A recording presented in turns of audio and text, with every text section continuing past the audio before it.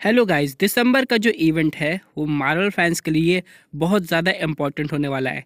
क्योंकि बात करें हम लोग एवेंजर्स डूम्सडे के ट्रेलर की, तो उसकी रिलीज़ डेट तो सामने आ गई है, जिसके बारे में हम लोग और आगे बात करेंगे। लेकिन अभी हाल ही में मार्वल ने अपने डिज्नी की इवेंट में कुछ चीज़ें शो की हैं जो कि बिल्कुल हैरान करने वाली है। यानी कि कोई ऑडियंस को पता नहीं था कि ऐसे भी कास्टिंग अनाउंसमेंट देखने को मिलेगी, और ये बिल्कुल ऑफिशियल है। और ये चीज़ जब सामने आती है तो मार्वल फैंस के माइंड में बहुत कुछ चलता है। क्या इतनी ही कास्ट हम लोग को देखने को मिलेगी? क्योंकि बात करें एवेंजर्स डूम्सडे की, तो कहा जा रहा है कि जो इसका लेवल है वो एवेंजर्स एंड गेम से भी बड़ा है। और कास्टिंग लिस्ट देख के बहुत सारे फैंस थोड़े से डिसअपॉइंट हो गए हैं। उसके बारे में भी हम लोग रीज़न समझने वाले हैं। यानी कि आज की वीडियो काफ़ी डिटेल में है और थोड़ी लंबी है।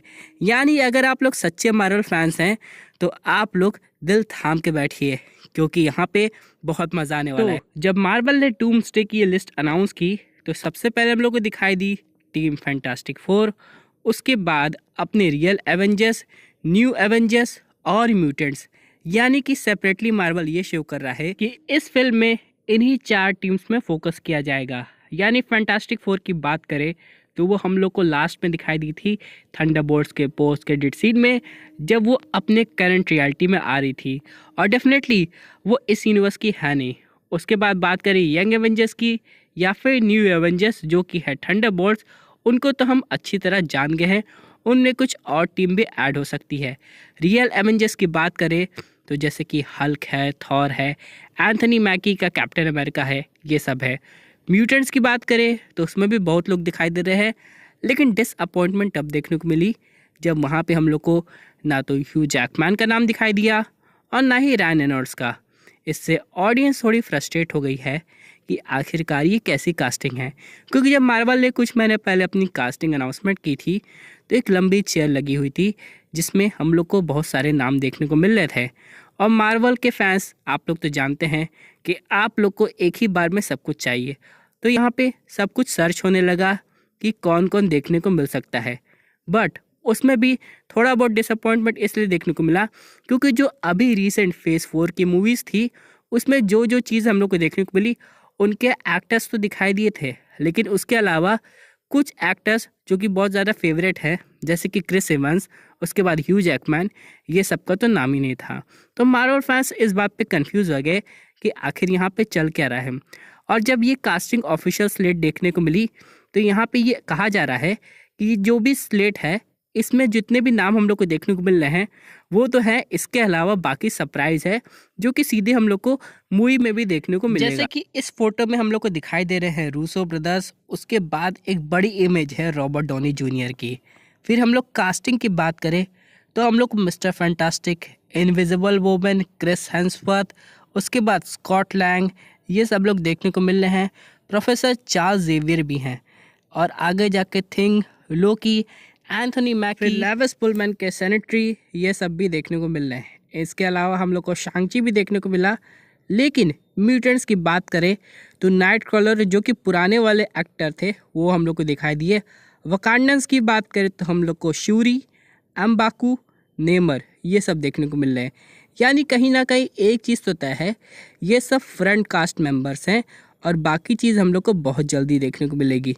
यहाँ पे ना तो हम लोग को डॉक्टर स्ट्रेंज दिखाई दे रहे हैं, ना ही क्लिया, और भी बहुत लोग हैं।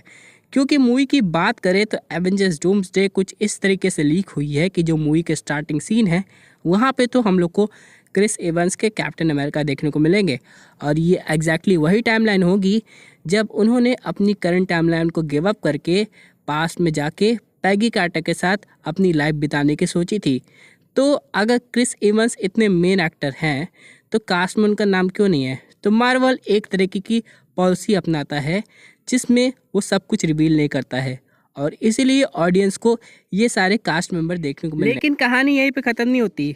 अब यहाँ पे बहुत लोग कह रहे हैं जो भी आने वाला हम लोग को एवेंजर्स डूम्सडे का ट्रेलर है वो इसी कास्ट के बेसिस पे देखने को मिलेगा। इसका सीधा मतलब ये है कि जो भी आप लोग एक्टर्स देख रहे हैं वही हम लोग को डूम्सडे के ट्रेलर में देखने को मिलने वाला है। अब लोकी तो डेफिनेटली आएगा ही भाई, एक तरीके से वो डूम्सडे और सीक्रेट वॉर्स का बेस बना हुआ है। यानी अब बाकी जो एक्टर्स हैं वो म्यूटेंट्स हम लोग को देखने को मिलेंगे, यंग एवेंजर्स देखने को मिलेंगे, ये सब होगा। तो क्या ये जितने भी एक्टर्स प्रेजेंटली हम लोग को दिखाई दे रहे हैं वो काफ़ी हैं एवेंजर्स डूम्सडे के ट्रेलर की हाइप बढ़ाने के लिए? तो इसका आंसर है हाँ भाई, बिल्कुल। क्योंकि यार मार्वल भी अगर सब कुछ शो कर देगा तो ऑडियंस में वो एक्साइटमेंट, क्यूरियोसिटी नहीं रहेगी। एग्जाम्पल के लिए हम लोग बात करें स्पाइडरमैन नो वे होम की, तो मार्वल ने ऑल्टरनेट वर्जन से विलन्स को लाया था, लेकिन तब भी ऑडियंस कहीं ना कहीं उम्मीद कर रही थी कि जिस हिसाब से ऑल्टरनेट वर्जन के विलन आए हैं उसी तरह हम लोग को डिफरेंट रियलिटी के स्पाइडरमैन्स भी देखने को मिलेंगे। और ऐसा डेफिनेटली हुआ, लेकिन मूवी में, ना कि ट्रेलर में। उसके बाद जब मूवी आगे बढ़ने लगी तो फिर मार्वल ने टीजर ट्रेलर में भी उनको प्रमोट कर दिया था। उसी तरह यहाँ पे ये अंदाज़ा लगाया जा सकता है कि आगे जाके हम लोग को बाकी जितने भी ओरिजिनल कास्ट मेंबर हैं वो मूवी रिलीज़ के बाद ही जो प्रमोशनल टीज़र होगा उसमें देखने को मिलेंगे। वेल, उसका कोई मतलब तो नहीं बनता है, लेकिन हाँ, एक तरीके से मार्वल उसकी हाइप बढ़ाने के लिए सब कर सकता है। तो इस बात की तो खुशी ज़रूर है कि हम लोग को ट्रेलर में सेंट्री देखने को मिल सकता है, थॉर मिलेगा, उसके अलावा शांची मिलेगा, ये सब लोग देखने को मिलेंगे। प्लस म्यूटेंट्स के लिए मैं बहुत ज़्यादा एक्साइटेड हूँ, क्योंकि यहाँ पे जो है सर पैट्रिक स्टुअर्ट वो प्रोफेसर चार्ल्स ज़ेवियर का रोल एक आखिरी बार प्ले करेंगे। क्योंकि अगर आप लोग ने म्यूटेंट्स वाली फिल्म देखी होगी, उन्हें कितनी बार यहाँ पे दिखाया गया, मूवी में उन्हें ख़त्म कर दिया गया है। किसी सीन में तो उन्होंने जीन ग्रे के थ्रू अपनी लाइफ गंवाई थी, और कभी तो यहाँ पे वुल्वरीन का एक क्लोन आ गया था जो कि उन्हें ख़त्म कर दिया। उसके बाद एमसीयू की बात करें तो वांडा ने उनको उन्हीं के दिमाग के अंदर जाके हरा दिया था। तो इस बार डूम्सडे में क्या होने वाला है? क्या यहाँ पे डॉक्टर डूम ख़त्म करेंगे? क्योंकि पैट्रिक स्टुअर्ट एक तरीके से काफ़ी लंबे समय से चार्ल्स ज़ेवियर का रोल प्ले कर रहे हैं, लेकिन मार्वल ने उन्हें किसी तरह कन्विंस कर लिया और कहा सर प्लीज़ एक बार और आ जाइए। वेल, इसके अलावा अभी हम लोग बात करें सबसे इम्पॉर्टेंट एलिमेंट की, जो कि डेफिनेटली होने चाहिए, वो है वांडा। क्योंकि हम लोग बात करें उसका भी नाम अभी हम लोग को देखने को नहीं मिला, यानी कि एलिजाबेथ ओल्सन का भी हाल ही में इंटरव्यू आया था। और आप लोग तो जानते हैं एक्टर्स से जब भी किसी मूवी से रिलेटेड क्वेश्चन पूछा जाता है तो उनका जवाब आता है सिर्फ एक, जो कि है नो। यानी कि जब भी उनसे कुछ पूछा जाएगा वो ना में ही जवाब देंगी, भले उन्होंने फिल्मिंग शूटिंग की हो, ये है वो है। इसलिए डेफिनेटली वांडा का भी काफ़ी इंपॉर्टेंट रोल है। और बहुत लोग जो कि कैंग का वेट कर रहे थे, तो उनके हाथों भी एक बहुत बड़ी डिसअपॉइंटमेंट हाथ लगी है, क्योंकि जोनाथन मेजर्स तो हम लोग को दूर तक नहीं दिखाई दे रहे हैं। और जिस हिसाब से थ्योरी बनाई जा रही है, मार्वल एक प्लॉट डिज़ाइन कर रहा है कि कैसे डॉक्टर डूम जोनाथन मेजर्स के हर एक कैंग वेरिएंट को ख़त्म किया, फिर उसकी टेक्नोलॉजी हथियार लिया, ये सब देखने को मिलेगा। बट जिस तरीके से अभी हम लोग को जोनाथन मेजर्स की कोई खबर नहीं देखने को मिली, उससे हम लोग एक बात का अंदाज़ा लगा सकते हैं कि अभी मार्वल बहुत कुछ करने वाला है। बात करें captain Marvel, star Lord, she Hulk, ये सब भी अभी हम लोग को देखने को नहीं मिले। क्योंकि अगर इतना बड़ा डूम्सडे का इवेंट चल रहा है तो गार्डियंस ऑफ द गैलेक्सी क्या कर रही है? क्योंकि एवेंजर्स इन्फिनिटी वॉर में तो पहले ही वो आ गई थी।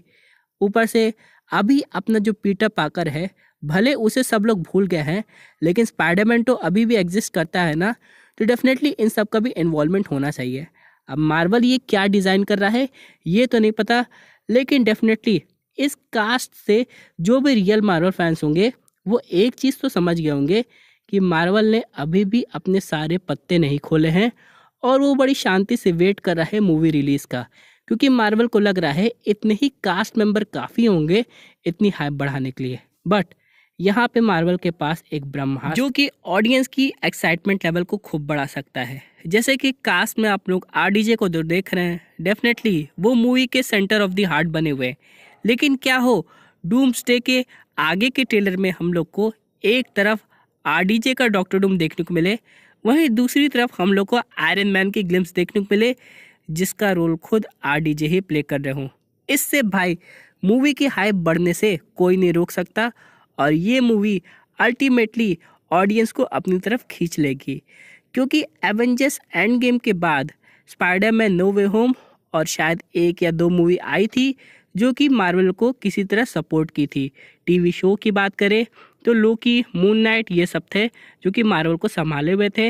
लेकिन अब डूम्सडे वो चीज़ है जो एक तरीके से बहुत ज़्यादा अच्छा हाइप का काम कर सकता है।